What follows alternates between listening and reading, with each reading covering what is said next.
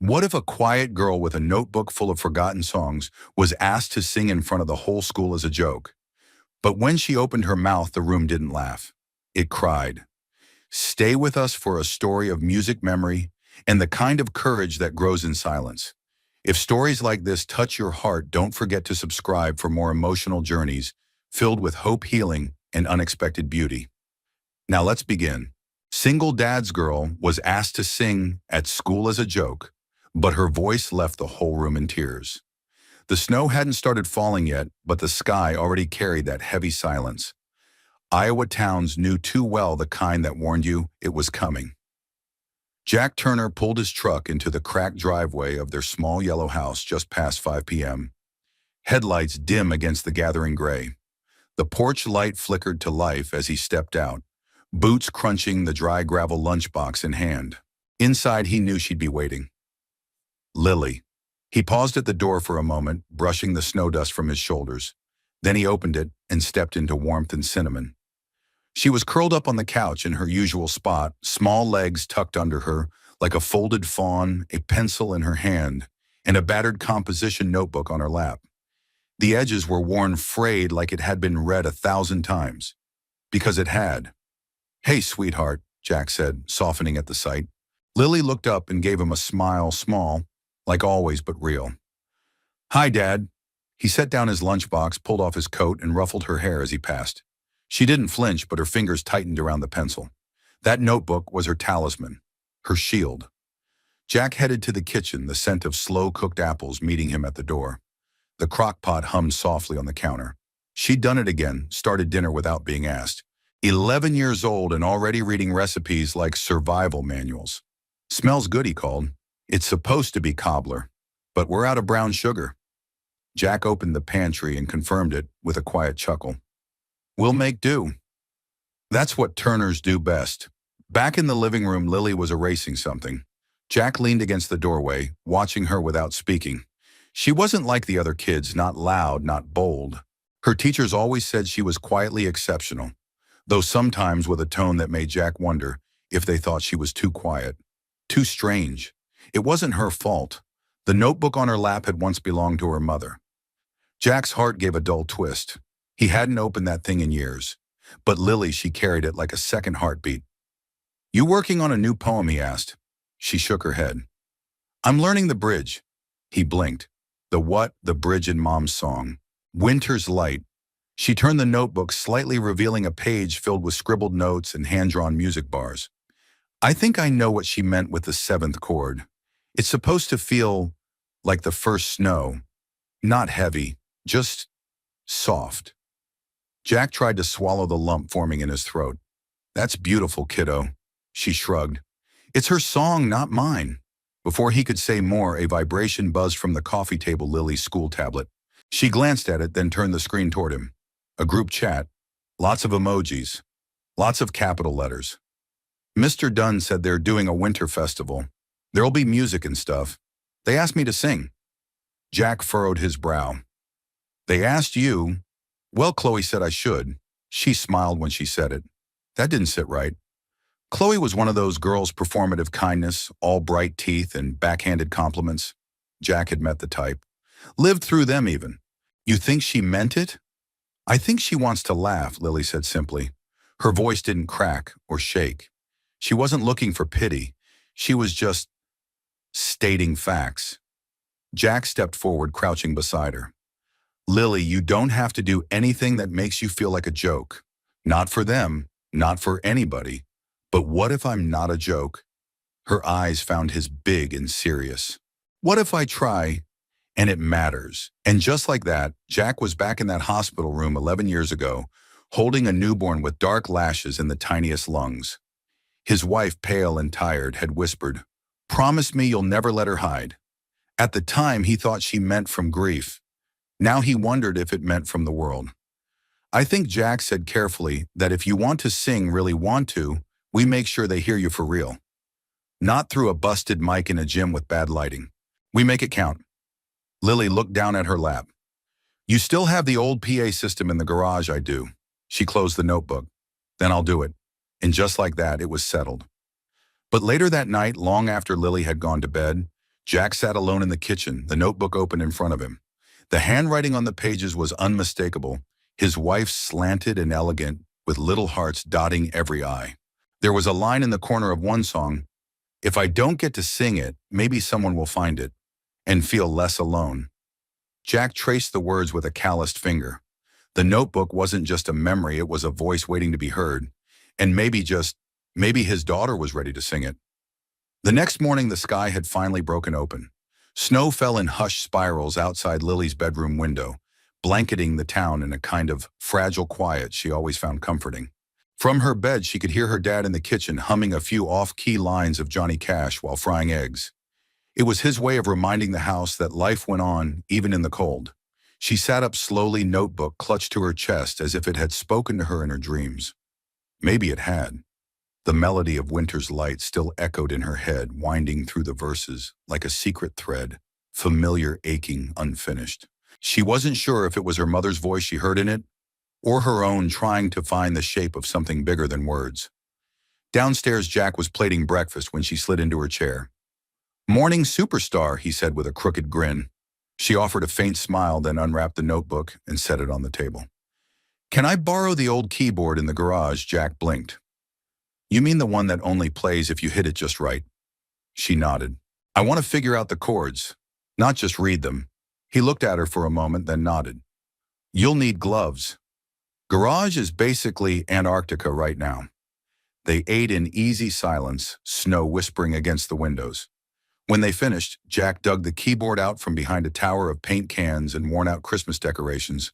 The keys stuck, and the volume knob was forever jammed on barely audible. But Lily smiled like he'd handed her a grand piano. She set it up in the corner of the living room, curled her fingers around the keys and pressed gently. The notes wobbled at first, thin, unsure, but then gradually they began to fall into place. Jack watched from the hallway, arms crossed. She had her mother's hands. Not just small and graceful, but deliberate. Every movement meant something. He didn't interrupt. He just let her play. Over the next few days, Lily came home from school, did her homework without complaint, then sat with the keyboard and the notebook for hours. Her voice, soft and unsure at first, began to find its footing. She wasn't trained, at least not the way choirs or coaches would expect, but there was something unmistakable in the way she sang. Something true. Jack fixed up the old PA system in the evenings. It had survived a dozen school carnivals and one regrettable attempt at karaoke night at the town diner. Now it would serve one more purpose. "You know," he said one night while adjusting the mic stand, "your mom once told me that singing isn't about being heard, it's about making someone feel understood." Lily sat cross-legged nearby, notebook in her lap, and looked up.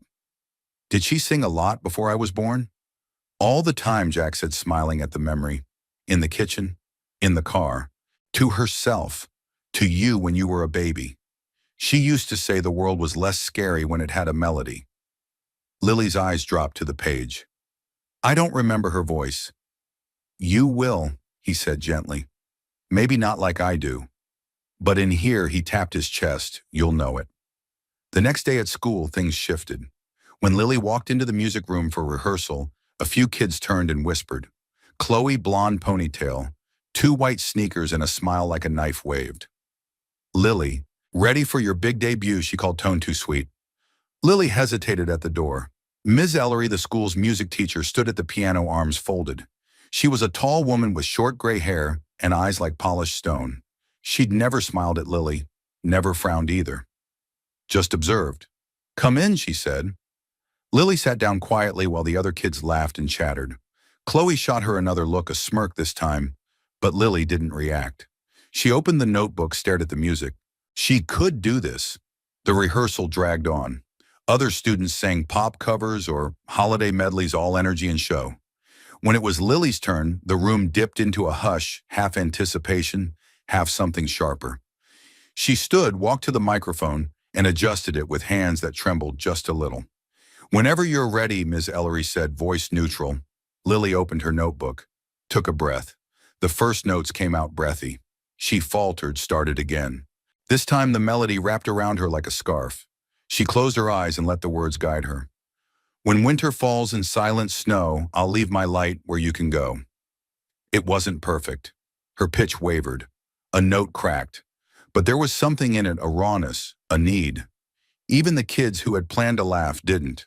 When she finished, the room stayed quiet for a full 3 seconds. Then Chloe clapped, slow, sarcastic. "Wow," she said. "Didn't even know that was a real song." Ms. Ellery didn't flinch. She simply said, "That'll be enough for today."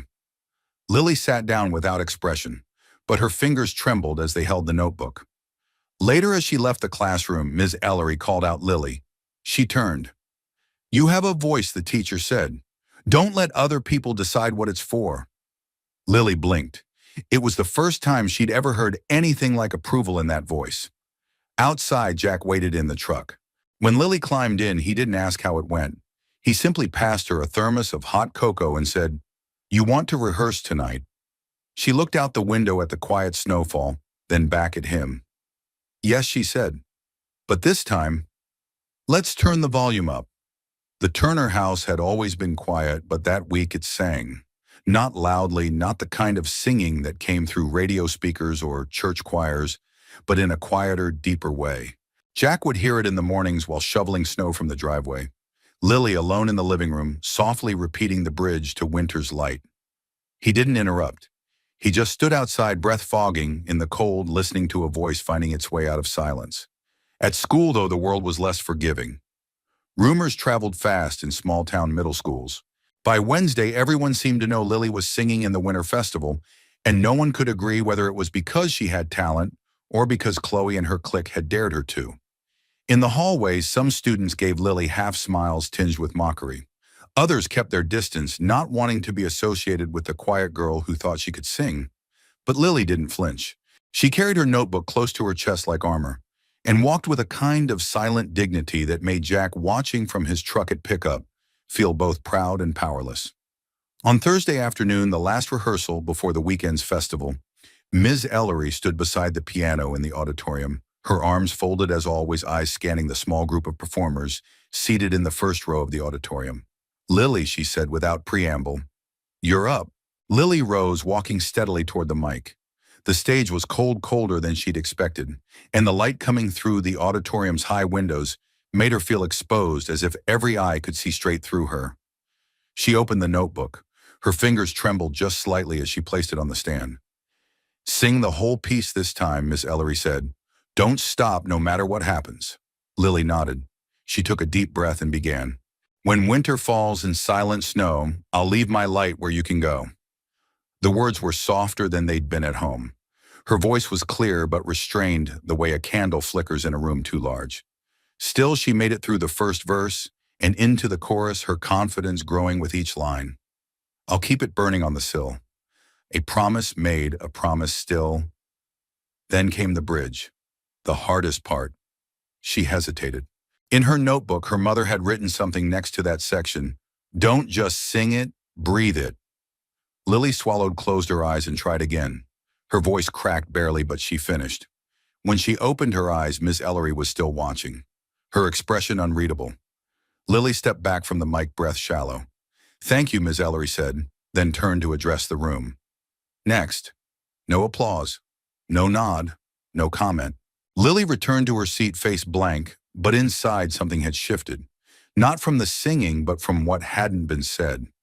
Later, as she was putting her notebook into her backpack, she felt a shadow pass over her. "Stay a moment," Miss Ellery said. Lily froze, then slowly turned around. The older woman gestured toward the front of the stage. She didn't speak again until Lily was standing right beside her. "You know," she said, not looking directly at the girl, "I've heard that song before. A long time ago." Lily blinked. "You have, yes. Though not in that form. It was unfinished then." Her gaze softened just slightly. "Your mother wrote it, didn't she?" Lily nodded, cautious. "She was in my music theory class, back when this school still believed in art as much as athletics." There was a pause long enough for dust to settle in the silence. "I remember her working on it during lunch breaks. She said it was a lullaby for someday." Miss Ellery's voice grew distant. "She never got to sing it at graduation." Lily felt her breath catch. "You knew her, I did. Not well, but well enough to remember how her voice filled this place in ways most don't." Her eyes flicked toward Lily, now sharp again. "You have her tone. but your phrasing is yours. That matters. Lily didn't know what to say. Compliments weren't things she collected. She usually didn't know where to put them. She believed in quiet things, Miss Ellery continued. So do I. But don't mistake quiet for weak. That song deserves strength. If you sing it, sing like you mean to leave it behind. Lily swallowed the lump rising in her throat. Do you think I can? The teacher didn't smile, but her answer came firm. I think you already did. Once. That night back at home, Lily told Jack everything. About the rehearsal, about what Miss Ellery had said, about her mother's song being more than just a family secret, more than just grief with a melody. Jack listened quietly, a mug of tea growing cold in his hands. Then he stood and walked to the closet. After rummaging through an old shoebox, he returned and handed Lily a faded photograph. In it, her mother stood on the same auditorium stage, barefoot, holding a mic with both hands. Her eyes were closed and her head tilted back slightly, like the notes were lifting her off the ground. She sang Winter's Light that night, Jack said, voice gravelly. Only once. It wasn't finished. But people remembered. Lily stared at the image. Why did she stop? She was pregnant with you. She said it changed the music. She wanted to save it. For you. They sat together in silence for a while, the kind that holds more love than words. Then Lily opened her notebook, flipped to a blank page, and began to write. The town didn't know it yet, but the winter festival that year wasn't going to be just another school recital. It was going to be the moment when a girl with a quiet voice and a long-held notebook turned a mother's unfinished dream into a song the whole room would remember. Friday came cloaked in silver clouds and silence. The snow had held off all week, like it too was waiting for something. But by mid-morning the wind changed. By noon, flurries danced through the schoolyard. And by the time the dismissal bell rang, the sky had collapsed into a quiet blizzard. Jack stood beneath the awning of Lily's school, shoulders hunched, beanie pulled low, watching clusters of children scatter into SUVs and minivans. His truck rumbled at the curb engine, warm defroster working overtime. When Lily emerged, her backpack looked heavier than usual, not because of books, but because of whatever she was carrying inside her. She climbed in, cheeks red from wind, and didn't speak for the first mile. They're saying we might get a foot of snow by morning, Jack offered, glancing at her as he turned onto Sycamore Drive. Will the winter festival be canceled? Her voice was too calm to be casual. Maybe. Principal Dawson said they'll decide in the morning. She didn't answer, just stared out the window, watching snowflakes race each other toward the frozen ground. Jack hesitated. Hey, it's okay. If they cancel it, that doesn't take anything away from what you've already done. But Lily shook her head, slow and sure. I want to sing. I'm not afraid of them anymore. Jack felt something crack open inside him, not like glass, but like ice melting. That evening, while the snow piled thick against the porch steps and wind moaned softly around the edges of the house, Lily sat cross-legged on the floor with her mother's notebook. The room was warm golden from the lamplight and filled with the soft hum of the old keyboard Jack had tuned that morning. Her voice had changed over the week. It wasn't just louder, it had grown roots. When she sang now, Jack felt the floorboards listen. At one point, she paused mid-verse, frowning. It's still not right, she said. The bridge, it's supposed to feel like it breaks and rebuilds all at once. Jack stood behind her, arms folded. How do you fix something that's not broken? She looked up. By making it yours. He smiled and walked to the garage. 15 minutes later, he returned with a narrow wooden box, the old condenser microphone he'd saved from his days running sound at the town's community center. It still worked barely, but it had heart. Try it with this, he said. Lily's eyes widened. Are you serious? Only on Fridays and when it snows. She plugged it into the ancient PA system. There was a buzz, a pop, and then her voice filled the room, not louder, but warmer, rounder, like it had found its way home. When she sang the bridge again, Jack closed his eyes. If I can't walk beside you now, I'll leave the song to show you how. The moment passed between them like breath on glass. That night, just before bed, the phone rang. Jack answered in the kitchen while Lily brushed her teeth. Mr. Turner. This is Principal Dawson. Jack straightened. Everything all right? We've made the decision to move forward with the winter festival tomorrow. Weather's bad, but not dangerous yet. We'll start early and finish before sundown. We didn't want to disappoint the kids. Jack exhaled. She'll be there. She's the closing act, you know, Miss Ellery insisted. After he hung up, he went to tell Lily. She stood at the foot of the stairs in her pajamas, already guessing the answer from the look on his face. She didn't squeal, didn't jump up and down. She just smiled a quiet, luminous thing and said, "Then I have to practice one more time." The next morning, the town woke to a world buried in white. Plows scraped the streets by dawn, salt trucks hissed along the main roads, and school custodians worked double time clearing the parking lot. By 9 a.m., families arrived bundled in coats and scarves, stamping snow from boots, and shedding gloves at the entrance to the school auditorium. The stage lights glowed amber against the dark velvet curtains. Folding chairs creaked beneath layers of winter gear. Children fidgeted. Parents sipped from thermoses. The room buzzed with anticipation and peppermint. Lily stood backstage with her notebook clutched to her chest, staring at the edge of the curtain. She could hear the hum of the crowd, the laughter of kids, the soft shuffle of shoes on tile. Her stomach curled into knots. Ms. Ellery approached without a sound, as always.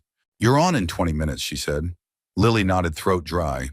The older woman reached into her coat pocket and pulled out something small, sleek, round silver. A pendant. "I wore this the last time I performed on this stage," she said. "Your mother gave it to me after graduation. Said it belonged to someone who knew how to hold silence." She placed it in Lily's hand. "Today it belongs to someone who knows how to break it." Lily blinked fast, her fingers curling around the cool metal. "Thank you." "Don't sing for them," Miss Ellery said. "Sing for her." Lily took a deep breath. The stage manager gave her the signal. She stepped into the light. The auditorium hushed. Somewhere in the second row, Chloe snickered behind her hand. Jack, seated just beyond her, looked only at his daughter. Eyes steady, mouth pressed firm, as if he knew what it had cost her to stand there. Lily opened the notebook, and then she closed it. She didn't need it anymore. Her voice when it came was quiet, but the kind that made people lean forward. It wasn't perfect. She missed a note in the second verse. Her hands shook slightly, but it didn't matter. Because when she reached the bridge, something happened. "If I can't walk beside you now, I'll leave the song to show you how."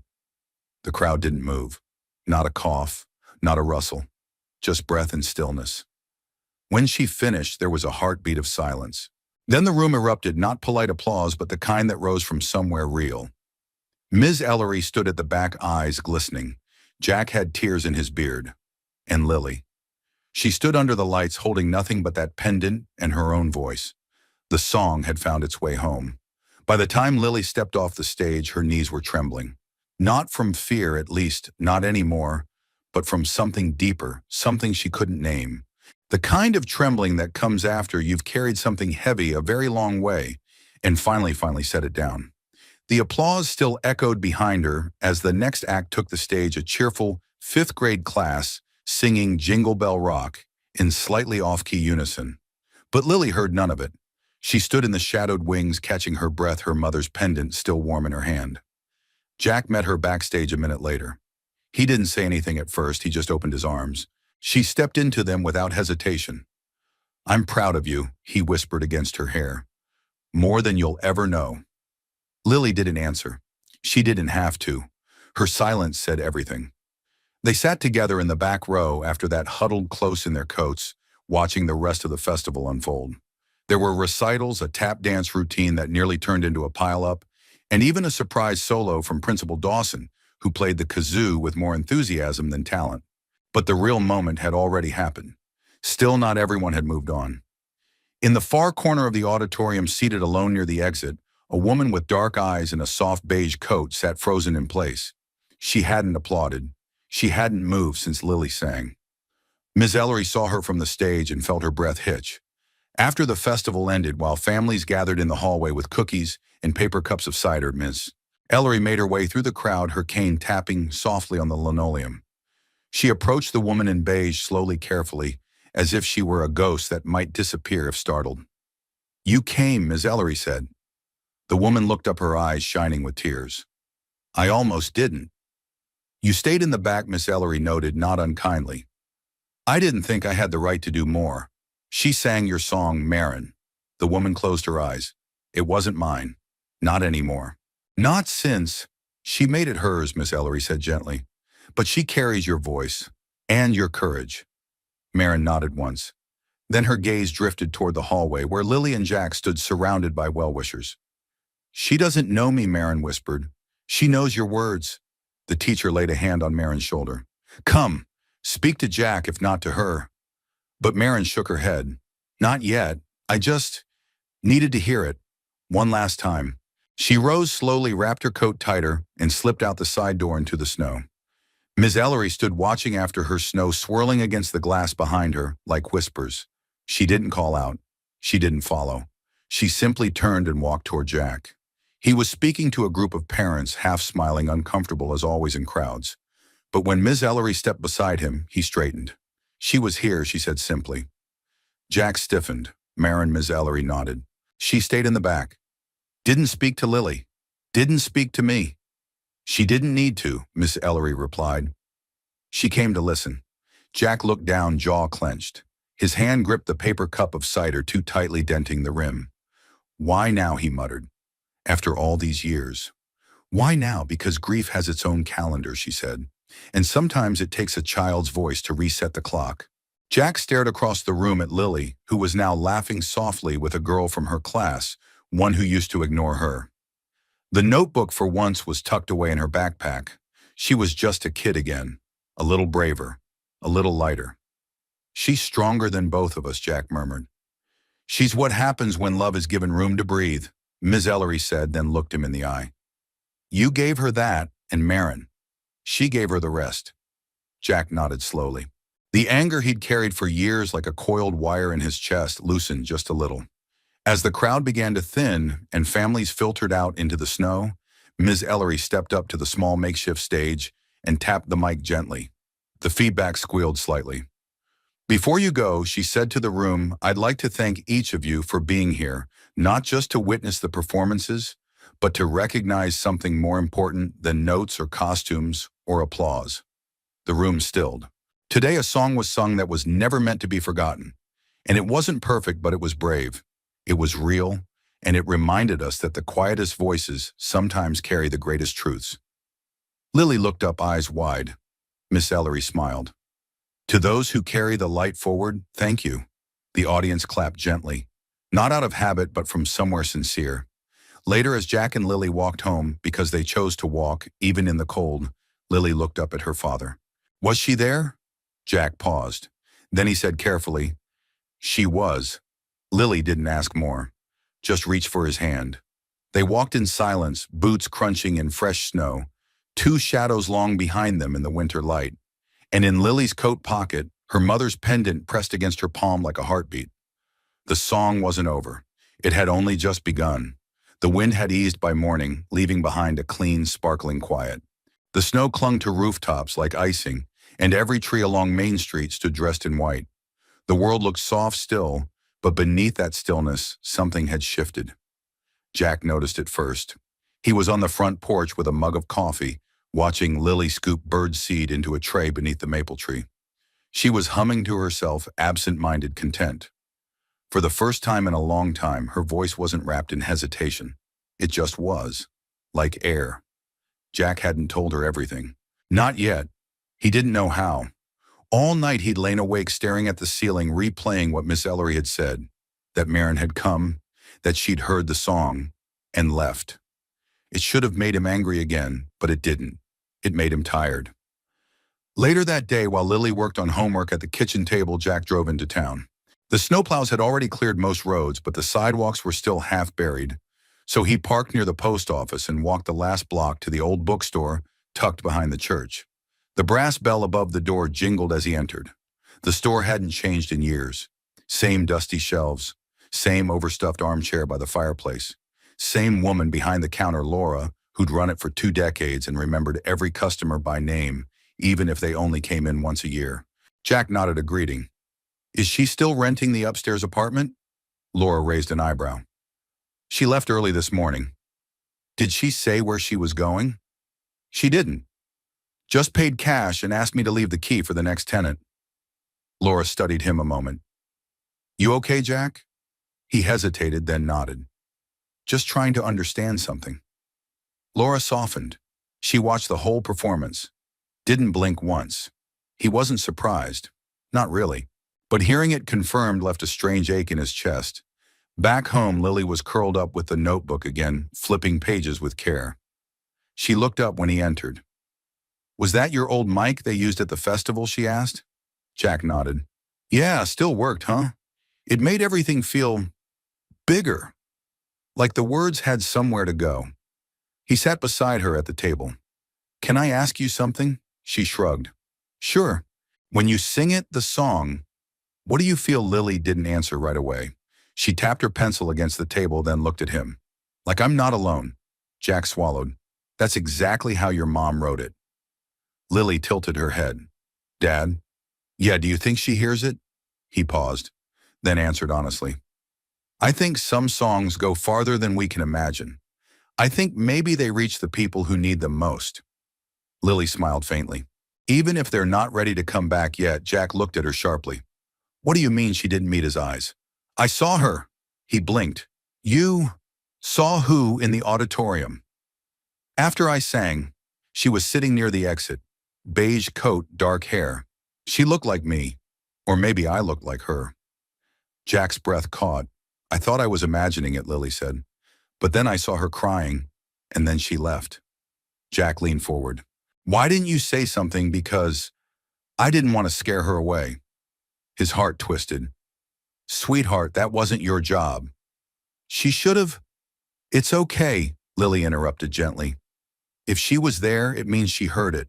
That's all I needed." Jack stared at her, this child who'd somehow grown into something bigger than both her parents.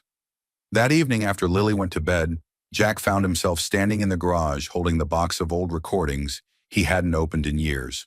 Inside were cassette tapes, scribbled lyrics, and a photograph of Marin with a guitar in her lap, smiling at someone behind the camera. He hadn't looked at her face in nearly a decade.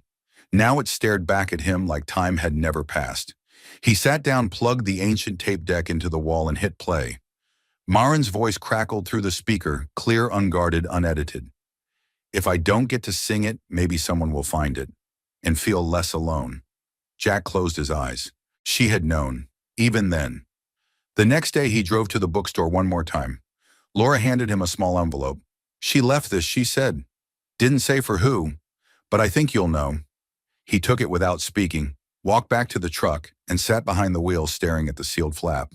It read only, "To the voice I never finished." Inside was a single page, handwritten, familiar slanted script, a final verse. "If silence takes what time can't give, I'll leave behind the notes I lived. And if you sing them through your tears, I'll know you kept me through the years." At the bottom, just a name. M. Jack folded the page carefully, then tucked it into the notebook waiting in the passenger seat. When he got home, Lily was playing a soft scale on the keyboard. He sat beside her, handed over the page without a word. She read it slowly, then again. And when she looked up, her eyes were glassy, but she smiled. "Looks like she left room for one more bridge," she whispered. Jack nodded. "Want to write it together?" She reached for her pencil, and they did. By the time the weekend melted into Monday, the buzz around Lily's performance had rippled through town like sunlight on snow. Teachers stopped her in the hallway with gentle nods and words like "beautiful" and "brave." A cafeteria worker slipped her an extra chocolate milk. Even the principal made a point to mention her name over the morning announcements, stumbling slightly through his usual monotone, but smiling all the same. But Lily wasn't thinking about applause anymore. She was thinking about the final verse, about the letter, the handwriting, the truth that her mother, absent, silent, unreachable, had still been listening. It haunted her, but not in the way nightmares do. It was more like the aftersound of a song, echoing, clinging, asking not to be forgotten. That night after dinner, Lily stood in the middle of the living room with her mother's notebook in one hand and the finished lyrics in the other. The room was quiet, save for the ticking of the old wall clock and the low hum of the furnace kicking on. Jack sat on the couch, his hands folded in his lap. "Dad," she said softly, "can I record it?" Jack looked up. "The whole song?" She nodded. "Start to finish, with the new verse." He studied her for a moment, and in her eyes he saw something he hadn't expected: certainty. Not for show, not for school, for herself. He stood. "Come with me." In the garage, the old microphone sat in its stand wires, coiled like sleeping snakes around a second-hand laptop and a dusty speaker system Jack had salvaged from the church basement 3 years ago. He hadn't recorded anything since Myron left, but the equipment still worked. And tonight so did he. Lily stepped in carefully, her breath visible in the cold. Jack plugged in the space heater and adjusted the mic. It took a few minutes to warm up both the gear and their nerves. "You want to do a practice run first?" he asked. "No," Lily said. "If I think too much, I'll forget why I'm singing." Jack didn't argue. She stepped in front of the mic, slid her headphones on, and opened the notebook to a page that no longer needed to be there. She already knew the words, but still she held it like a keepsake. Jack hit record. There was a beat of silence. "Then when winter falls in silent snow, I'll leave my light where you can go." Her voice was calm, not perfect, but not reaching for perfection. It held the trembling beauty of someone telling the truth for the first time out loud. She moved through the verses with the quiet grace of memory, hers and her mother's, and when she reached the final newly written section, she closed her eyes. "If silence takes what time can't give, I'll leave behind the notes I lived. And if you sing them through your tears, I'll know you kept me through the years." Then the last note floated out, long, aching, beautiful. Jack sat frozen behind the glass of the garage window, staring at the screen, the audio wave rolling gently to a stop. He didn't hit pause right away. Neither of them moved. Then Lily pulled off the headphones and stepped back, her hands trembling just slightly. "Well," she whispered. Jack cleared his throat. "It's her voice," he said, "but it's yours now." She smiled, soft, tired, full. He burned the file that night, not onto just one CD, but 3. One for Lily, one for the school, and one more carefully labeled Winter's Light, final, which he placed inside a small envelope. The next morning, Jack walked into town alone. Snow crunched under his boots and the air stung his nose, but it felt good. Awake. At the post office, he handed the envelope to Mrs. Jensen at the counter. "Certified mail," he said, "to the last address on this label." Mrs. Jensen read it, paused, looked at him. "You sure?" Jack nodded. "Yeah, she needs to hear it." He didn't need a return address. Back home, Lily was already halfway through designing a small booklet for the song, "Something to Give to Miss Ellery," who had, in Lily's words, tuned more than my pitch. She included a dedication on the back page for those who stayed, for those who left, and for the voices that keep us singing. That afternoon, Jack received a call from the town's community center. It was the head of the youth music program, a tall, excitable man named Curtis Langley. He spoke so quickly Jack could barely catch up. "Mr. Turner, just got word about your daughter. Her music teacher sent over a recording. We played it. Twice, then 3 times. We'd like to invite her to perform at our spring showcase. It's mostly high school students, but we'll make an exception. We have to." Jack leaned against the kitchen counter, stunned. "You're serious, dead serious," Langley said. "We've got guest artists, local sponsors. It's a real event. And frankly, she'd steal the show." Jack smiled slowly. "Let me talk to her." When he told Lily, her eyes went wide. Not with fear, with wonder. "I thought it was just for us," she said. "It still is," he replied. "But now, it can be for them too." That night before bed, Lily opened the notebook one last time. She flipped past every old song, every memory-stained page, every handwritten verse left by a woman she'd barely known but now fully felt. And on the final page, the one still blank, she began to write a new melody. Something warm, something waiting. Because her mother's song had ended, and now it was time to write her own. The letter arrived on a Wednesday morning, tucked between a grocery flyer and a water bill. Jack almost missed it until he noticed the thick envelope with gold-embossed lettering, his name written in clean, confident script. "Young Voices of Iowa, Spring Showcase Selection Committee to Mr. Jack Turner, parent of Lily Turner." His brows lifted. Inside, a trifold brochure spilled out all satin paper and bold fonts, celebrating exceptional young talent across the state. At the bottom of the letter, beneath a paragraph filled with glowing adjectives, was the line that made his hands pause mid-fold. "We would be honored to include Lily Turner as our featured youth soloist." Jack stood motionless in the kitchen, the letter open like a door in his hands. Lily was upstairs, sitting cross-legged on her bedroom floor, not singing today, but scribbling lyrics in the margins of a library book. She didn't even hear him come in. When he held out the letter, she blinked at it, then at him, then back to the letter. She read it once, then again, and again. You said it was a local thing, she whispered. Just the community center.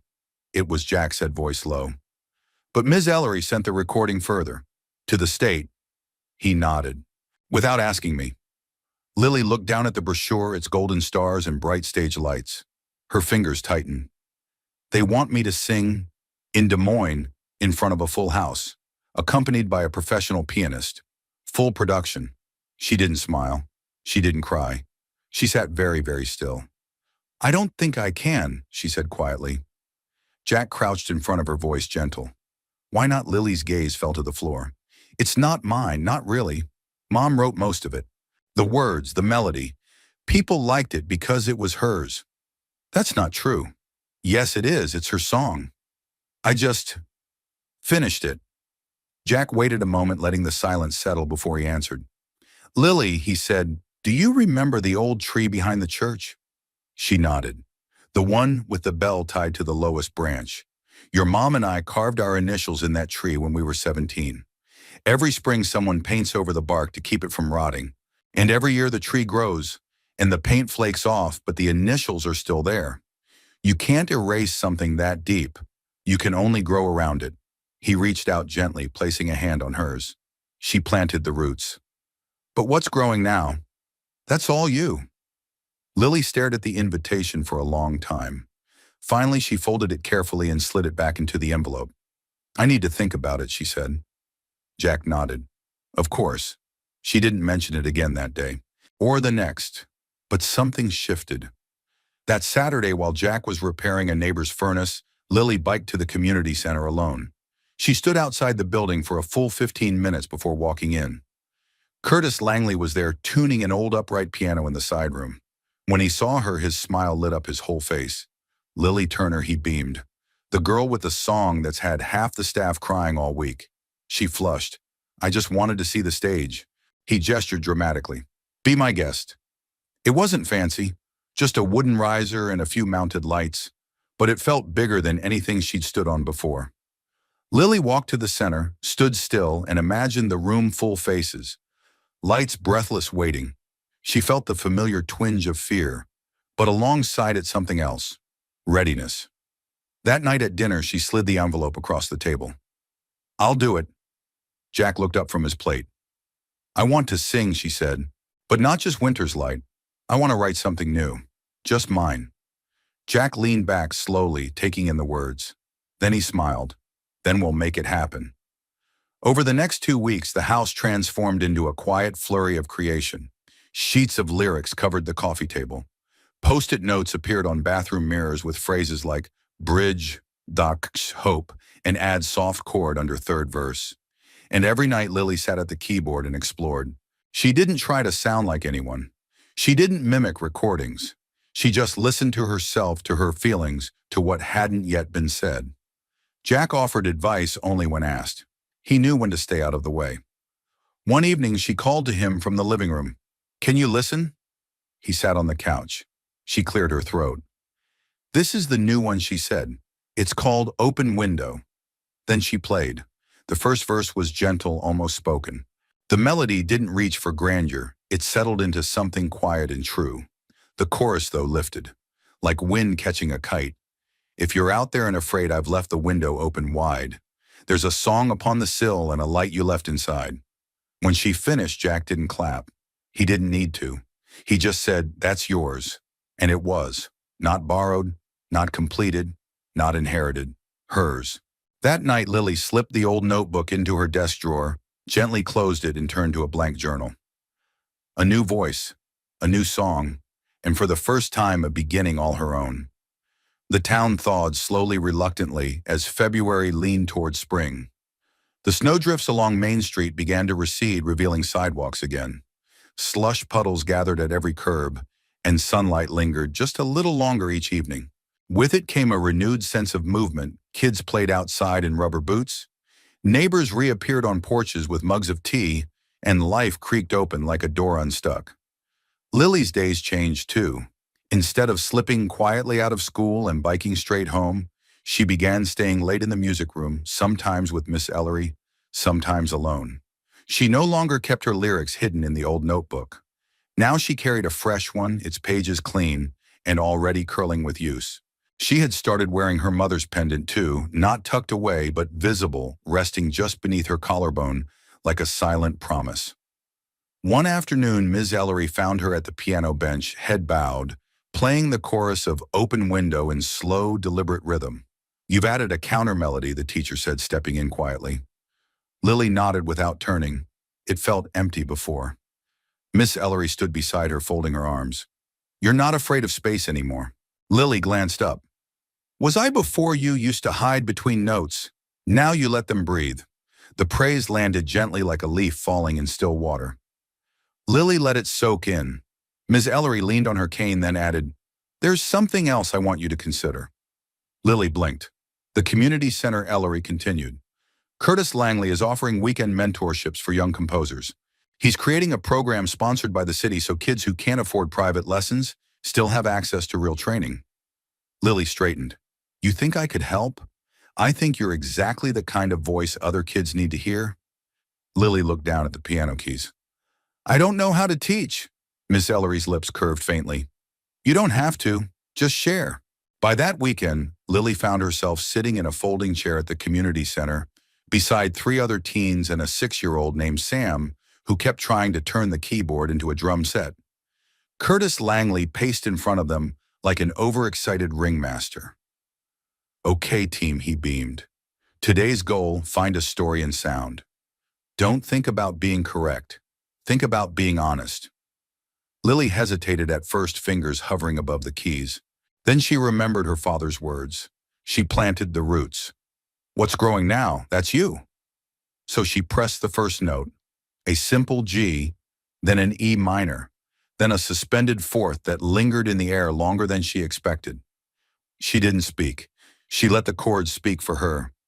When she stopped, the room was still. Sam blinked and whispered, "That sounded like rain." Curtis grinned. "Exactly. That Sunday back home, Jack made pancakes for dinner. He'd been watching her all week. Something in her posture had changed. Not just confidence, but ease. She moved like someone who no longer had to brace herself for the world. "How's the mentorship going?" he asked, sliding a stack onto her plate. "It's fun," she said. "And kinda loud." Jack chuckled. "That Langley kid's a lot of energy. He let me help Sam write a verse yesterday. He wanted it to be about spaghetti." Jack raised an eyebrow. "Ambitious. Turns out it rhymes with confetti." She smirked. Then after a beat, she added more softly, "I think I like being around people who love music, just to love it." Jack nodded, his voice quieter. "Feels like home, huh?" Lily looked up. "Yeah, not the kind with walls. The kind that sings back to you." That night, she sat at her desk writing again, not a song this time, but a short note. "Ms. Ellery, thank you for hearing me before anyone else did. You helped me find the part of my mom I didn't know I still carried. I hope I can do the same for someone someday. Love, Lily." She slipped it into an envelope, sealed it, and placed it next to her school bag for Monday. In the living room, Jack flipped through the mail. Another envelope from Des Moines had arrived, this one outlining rehearsal schedules, hotel arrangements, and a program insert for the spring showcase. He read through it slowly, then froze when he saw Lily's name in bold, featured youth soloist, Lily Turner, Open Window original composition, underneath it a second line, "In memory of Maren L. Jensen, songwriter-dreamer." Mother Jack didn't say anything. He didn't need to. The next morning as they drove to school, he glanced at Lily in the passenger seat, earbuds in fingers, tapping quietly on her jeans. He asked, "You nervous?" She pulled one earbud out. "A little. You want me to go with you?" "To the showcase." She looked at him like he just asked if the sun planned to rise. "Of course," she said. "I want you in the front row." Jack smiled and gripped the steering wheel a little tighter. Outside, the trees were beginning to bud, barely visible but there. A quiet promise that the hardest parts of winter had passed. And somewhere between the chords, the community center, and the old pendant that now hung with quiet dignity at Lily's throat, the girl who once whispered melodies into an empty room had found something bigger than a stage. She had found a place to belong. The Des Moines Civic Auditorium loomed like a sleeping giant as Jack pulled into the parking lot. It was bigger than anything Lily had ever seen in person. Stone columns, glass-paneled lobby, wide front steps gleaming from an early morning rain. She stared through the truck's windshield, not saying a word. Jack shifted into park and looked over at her. She was in her best jeans and a soft blue sweater, the silver pendant resting just above her heart. "You okay, kiddo?" Lily's fingers were laced tightly in her lap. "I think so." He waited. I feel like if I mess this up, I'll lose something I didn't know I had." Jack turned to face her more fully. "Lily, listen to me. You already have everything you need. You're not here to impress anybody. You're here because something inside you is strong enough to be shared." She swallowed. "But what if they don't hear it?" "They will." His voice softened. "And if they don't, that's on their ears. Not your voice." Lily nodded, but her hands kept trembling. Jack opened the door and came around to her side. As he helped her out of the truck, he placed both hands on her shoulders. "Just sing like you're standing in the living room, like you're singing to her." Lily blinked hard, then took a deep breath. Inside, the auditorium buzzed with nerves and activity. Young musicians moved in and out of rehearsal rooms. Pianists warmed up. Singers murmured scales behind coffee cups.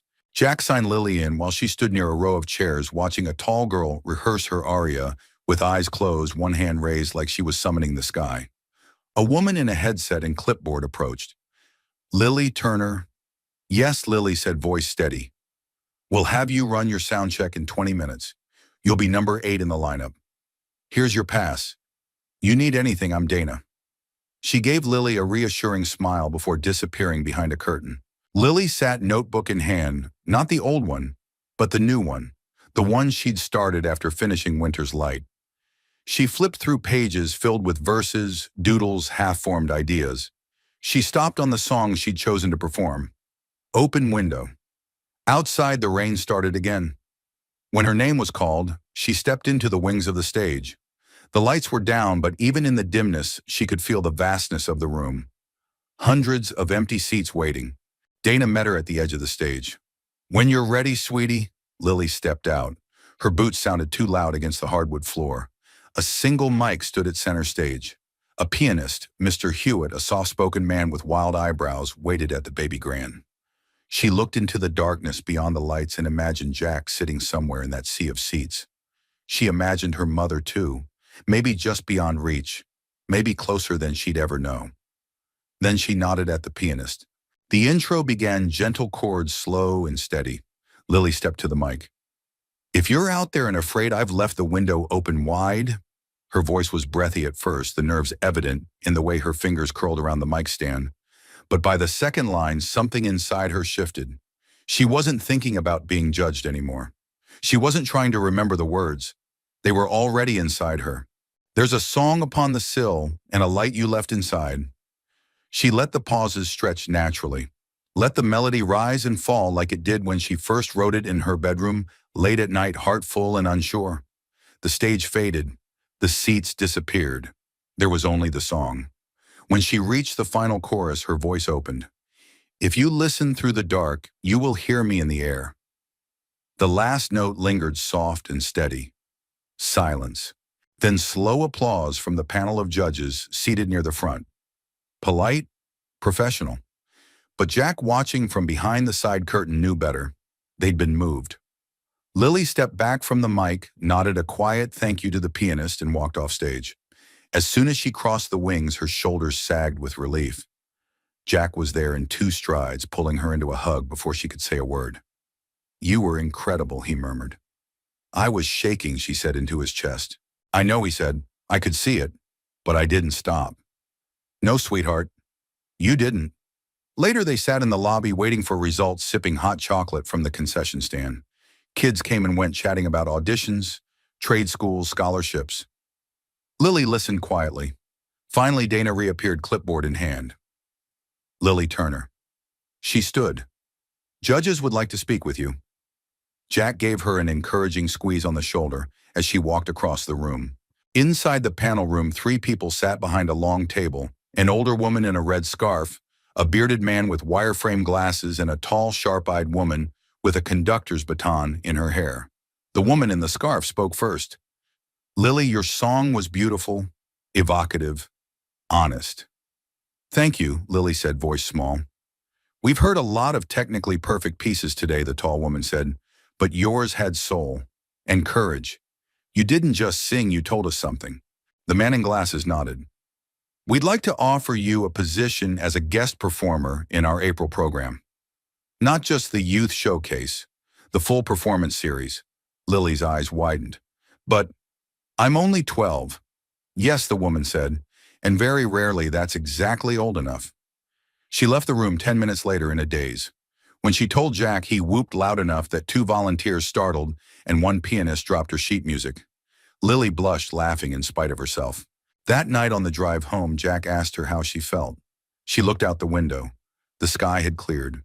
Stars blinked behind tree branches and the moon spilled gold over the highway. "I feel like I just opened a door I didn't know was there," she said. "And what's behind it?" Jack asked. Lily looked ahead. "More music," she whispered. "And maybe more of me." Jack smiled. "Then we're headed the right direction." And they were. It wasn't the trophy. Lily would remember that later, long after the lights dimmed and the applause faded, when the program pamphlet curled at the edges and the glitter lettering on her nameplate began to flake off. She would remember other things, the warmth of the stage lights on her skin, the way the grand piano echoed just slightly in the rafters, the tremble in her knees that disappeared the moment she sang the first line. She didn't win the top prize.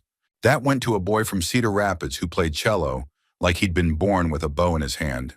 The judges gave Lily something different, the Most Moving Performance Award. She held the plaque in her hands, backstage fingers, brushing over the engraved title as if trying to understand what it meant. Jack knelt beside her, eyes shining. "That's better than first place," he said. "That means they felt you." Lily blinked at him. "Do you think Mom would have been proud?" He didn't answer at first. Then quietly, she was. He said it as if it were a truth he could feel, not imagine, not hope for, but know. Back home, they placed the award on the mantel beside a framed photo of Marin from her early days, hair windblown, eyes full of something Lily now recognized in the mirror. A quiet hunger to say something real. Later that week, Lily stood at the front of the music room at school as her classmates clapped, and a few teachers missed it up behind their clipboards. The principal gave a short, heartfelt speech about courage and community, and then gestured for Lily to say a few words. She stepped up, cheeks, pink fingers tight around the microphone. "I just wanted to say thank you," she began, voice steady. "Not just for listening when I sang, but for letting me be someone I didn't even know I was yet." A hush fell. "I used to think I had to sing perfectly," she continued. "Now I know I just have to sing honestly. And I hope if there's someone else in this room with a song inside them, you'll share it. Even if it's small, even if it's quiet, especially then." There was a pause, then came the applause. Not polite, not obligatory, real. After the assembly, Miss Ellery met Lily at the back doors. "You've changed the school more than any banner ever has," the teacher said. "You've given us all something we forgot we needed." "What's that?" Lily asked. "Permission to be vulnerable." They hugged, brief, warm, unspoken gratitude between generations. That night at the kitchen table, Lily sat across from Jack, her notebook open beside a half-eaten grilled cheese. On the table sat a letter from the Iowa Youth Music Fellowship, congratulating her on her invitation to a summer workshop in Chicago. Full scholarship, travel included. Jack read it twice before speaking. "This is the kind of thing people dream about, Lily." "I know." "You nervous?" She shrugged. "A little, but mostly I want to keep writing. Not just performing. I want to write songs for people who don't know how to say what they're feeling." Jack nodded. "Your mom once said a good song is just a feeling someone gave a name to." Lily smiled. "Then I want to name all of them." She spent the next 2 weeks writing music not just for herself but for others. She helped Sam, her mentee at the community center, finish a song about his goldfish. She wrote a lullaby for a third-grade teacher expecting her first child. She even composed a short wordless piano piece and titled it, "For the Days You Can't Speak." Her songs became bookmarks in other people's lives, quiet bridges between moments. And people began to send her letters, some from towns she'd never heard of, thanking her for Open Window, which had made its way online after the showcase and was now quietly making rounds among parents, teachers, and even hospice workers. One letter from a woman in Nebraska read, "My sister passed in December. She left her daughter behind, and I've been raising her alone. We played your song one night when the house was too quiet, and she whispered, 'That's how Mom sounded when she tucked me in.' Thank you for giving her a place to grieve that didn't feel like goodbye." Lily read it with trembling hands. She turned to Jack. "How does something so small go so far?" He smiled soft, because it was never small. On the last Friday of the school year, the town held its annual spring fair. Cotton candy stalls, lawn chairs in the grass, a makeshift stage beneath a string of lantern lights. Families gathered as the sun dipped low, laughter blending with the sizzle of kettle corn and the creak of wooden benches. Lily stood backstage once more, her guitar slung over one shoulder, fingers wrapped gently around the pick. This time she wasn't nervous. She stepped into the warm glow of stage lights, adjusted the mic, and smiled into the crowd. "I wrote this one for anyone who ever sat quietly in the back row," she said. "It's called The Song That Stayed." She began to play. There's a hum that never leaves you, even when the house is still. It's a whisper in the hallway. It's a seat you always fill. She saw Jack in the front row, arms crossed, smiling in that way that only dads can, equal parts pride and disbelief that time had moved so quickly. And somewhere in the back, a woman in a beige coat stood beneath the lanterns. She wasn't crying this time. She was singing along. When the final note faded into the evening, Lily bowed not deeply but gently, like closing a door she knew would always stay unlocked. Because some songs don't end. They settle in. They stay. The first snow of the new season arrived late. It came not with fanfare, not with gusts or blizzards, but gently like a memory returning home. The kind of snowfall that drifted down in silence, blanketing the rooftops and the sidewalks of their quiet town with a softness that asked nothing in return. Just presence. Just peace. Lily stood at the window of her bedroom that morning, watching it fall. The glass fogged slightly as she exhaled. Her guitar rested against the wall behind her, and her desk was cluttered with half-finished lyrics, thumbed through sheet music, and a letter from the Chicago summer program, this time inviting her back as a junior mentor. She was 13 now, still young, still learning, but different. The girl who once hid in music had grown into the girl who gave it away quietly, courageously, and people had listened. Not because she asked them to, but because what she offered couldn't be ignored. Downstairs, Jack was tinkering with the ancient toaster, again cursing under his breath in the affectionate way only he could. Lily laughed to herself and pulled on a sweater, slipping her mother's pendant around her neck. She hadn't taken it off in months. Before heading down, she opened the bottom drawer of her desk. Inside was the old notebook, the one with worn corners and fading ink. Marin's notebook, the beginning of everything. Lily took it out and ran a hand across the cover. Then for the first time in a long time, she flipped to the very last page. It was blank, still waiting. She picked up a pen. "Dear Mom, your song brought me here, but now I think I've found one of my own. I hope I'm making you proud, not just for singing, but for listening, for staying kind, for remembering. Thank you for the light you left." She folded the page gently and closed the book. Downstairs, Jack poured coffee into his chipped mug as Lily joined him at the table. He looked up and grinned. "Well, if it isn't the town's most famous songwriter," Lily rolled her eyes. "Dad, that was months ago. Fame doesn't expire that fast in a small town. I saw someone at the hardware store humming Open Window the other day. It's practically our new state anthem." She laughed and stole a piece of toast from his plate. "You always exaggerate. Only when I'm right." They ate in easy silence, the kind that belongs to people who have weathered storms together. Outside, the snow continued its quiet descent. After breakfast, they walked together through town to the community center. Every window was strung with lights, and inside the staff was preparing for the annual winter music recital. This year, Lily wasn't performing. She was hosting. She had a clipboard, a schedule, a badge that read Mentor, and 5 students aged 6 through 10 who looked at her like she held the secrets of the universe. Jack watched her from the folding chairs at the back of the room. The little girl who once sang in whispers now knelt beside a trembling 8-year-old at the edge of the stage, whispering, "You've got this." Just find the first note, and the rest will follow. When the girl began to sing a bit off-pitch but brave, Lily didn't watch from the wings. She sang along from the floor, mouthing every word like a promise. The audience clapped. The girl beamed. And Lily moved to the next name on the list. After the recital ended and the chairs were being stacked, Jack approached her. She was wrapping microphone cables with a practiced rhythm. "You know," he said, "this whole place feels different now." She looked up.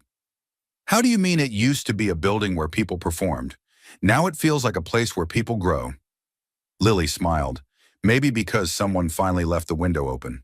He chuckled and slung an arm around her shoulder. "I'm glad I didn't miss it." "Miss what?" "The moment you became her." Lily tilted her head. Your mom," he said.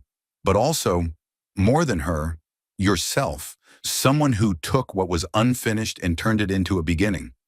She was quiet for a moment, then said softly, "I think she stayed just long enough to see it." Jack didn't ask what she meant. He didn't need to.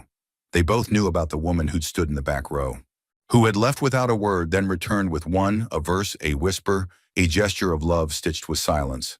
Some goodbyes weren't endings. They were bridges. That evening, just as the sun dipped low and the town square lit up in gold and amber, Lily stood on the front steps of the community center and looked out over the gathering snow. In her hand, she held a candle. Others joined her. Students, parents, neighbors.